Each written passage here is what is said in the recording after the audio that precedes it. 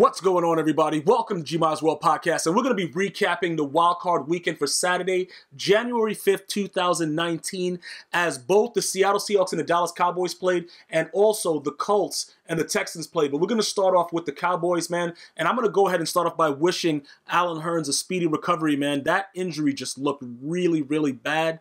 I don't know what the future holds for him because, in all honesty, he's not really...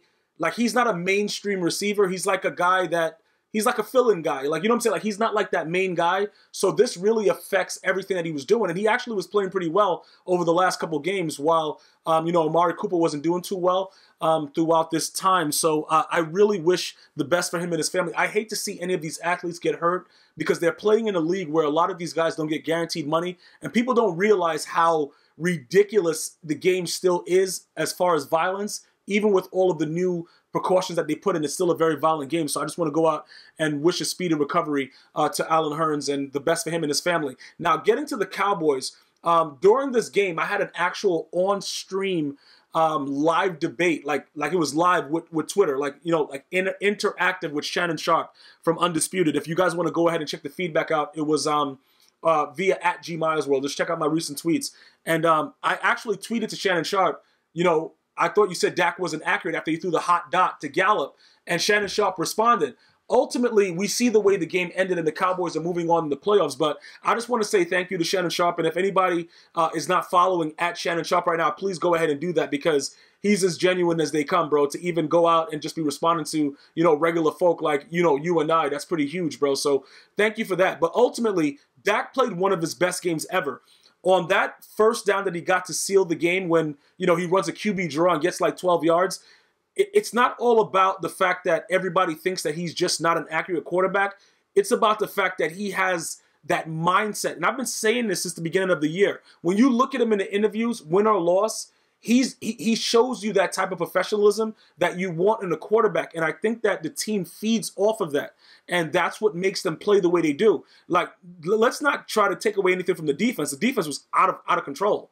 Jalen Smith, that dude is a monster. He has a very, very bright future. He has also overcome so much adversity with his injury and everything like that. I'm so happy to see that. Also, like I said, for those of you guys that are thinking after you read all the tweets @GMilesWorld with Shannon Sharpe and I'm not a Dallas Cowboys fan. I just like to make people angry when they really believe that, the Dallas Cowboys are just not going to win because there's something different about them. Now, I'm not saying that they're just going to go on a run and win the Super Bowl, but I wouldn't be surprised if they did.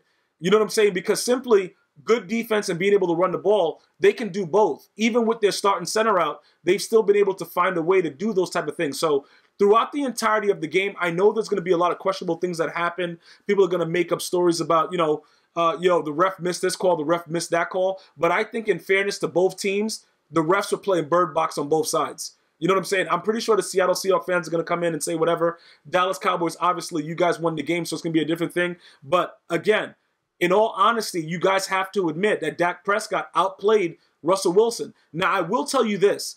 The defense of the Cowboys was more horrific for Russell Wilson than the Seattle Seahawks defense was for Dak Prescott. I'll give you guys that. Because, you have to look at it.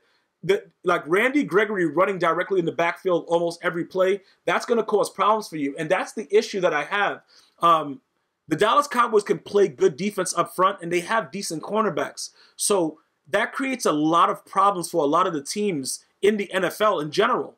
That's the problem. That's why when everybody was so surprised when they beat the Saints, I wasn't. I actually, bet them to win that game just for the fact that when you look at, if they play up to their potential, they can pretty much beat anybody. You know what I'm saying? It's very, very simple. It's sort of like the Ravens, right? You get scared because defensively they're so stout that if the offense is able to do anything, you know that you have a chance to lose every single game. And that's pretty much what you're looking at with the Dallas Cowboys. Only thing is, Amari Cooper is a really good receiver, and you got to pay attention to him. And then you got other guys that can fill in. Now, obviously, I started off the podcast by saying that Allen Hurns is, obviously he's not coming back. That dude needs at least, 8 to 12 months recovery based on just visibly looking at it. You know what I'm saying, bro? People are saying it's a clean break. I'm going to tell you, it's at least 8 to 12 months if he does come back. You know what I'm saying? If he's able to, to try out and somebody else figures out what they're going to do with him. But going forward, the Dallas Cowboys you don't really want to play them, because I'm going to tell you why you don't want to play the Dallas Cowboys. When you play a team that has nothing to lose, like that Tupac Shakur, bro, like you're going to have an issue because you don't know what's coming. But then again, with all the knock on Dak and everything about, he's not accurate, he's not this, he's not that, you don't know what you're going to get from him either.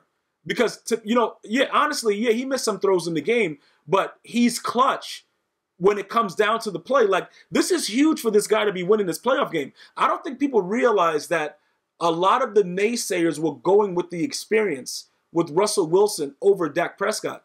And he was able to make plays and will his team to win.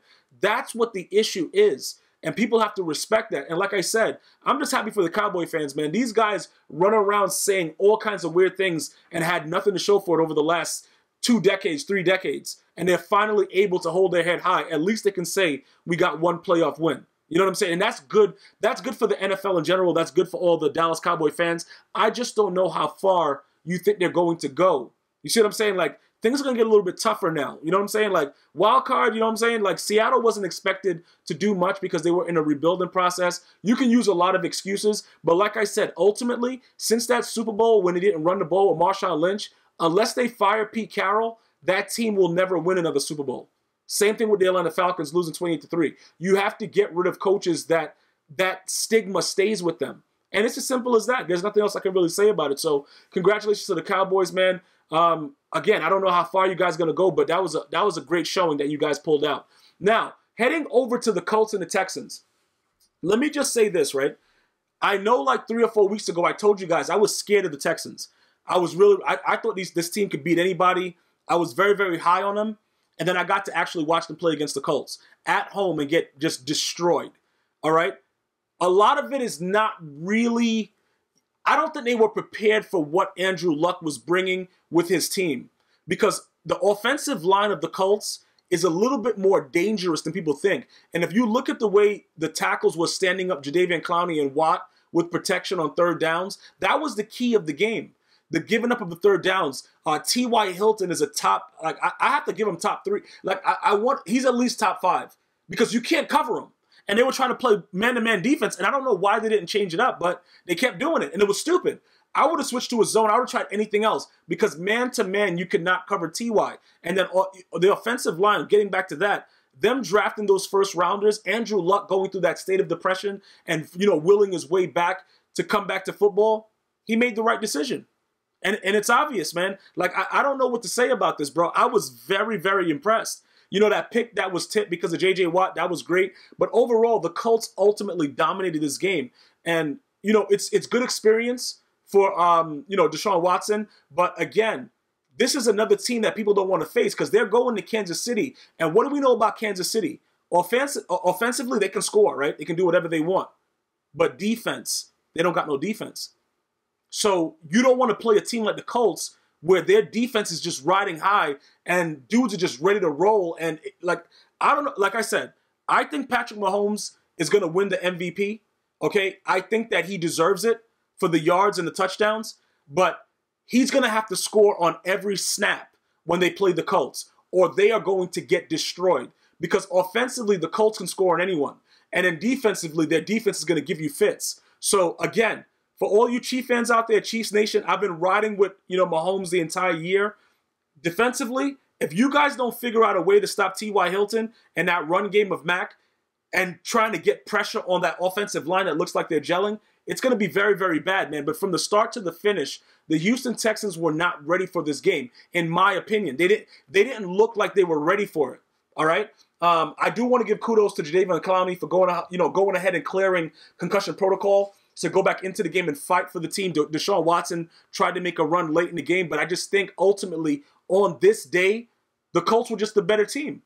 And sometimes that's the way it works out. You could blame injuries, you could blame a lot of different things, but I could tell you this much. Deshaun Watson never quit, and I love that young man. I think he's going to be a great quarterback in this league, and I do like what's going on, but defensively, they just weren't able to hold up. They couldn't do anything. They really couldn't cover any of the wide receivers of the Colts, and dudes are just getting pass interferences and holdings and stuff like that. So ultimately, the Colts move on, and I can't wait until we see that playoff game between them and the Chiefs. I want to thank everybody for joining me for this podcast for WildCard Weekend, the first weekend in 2019. Until next time, one love.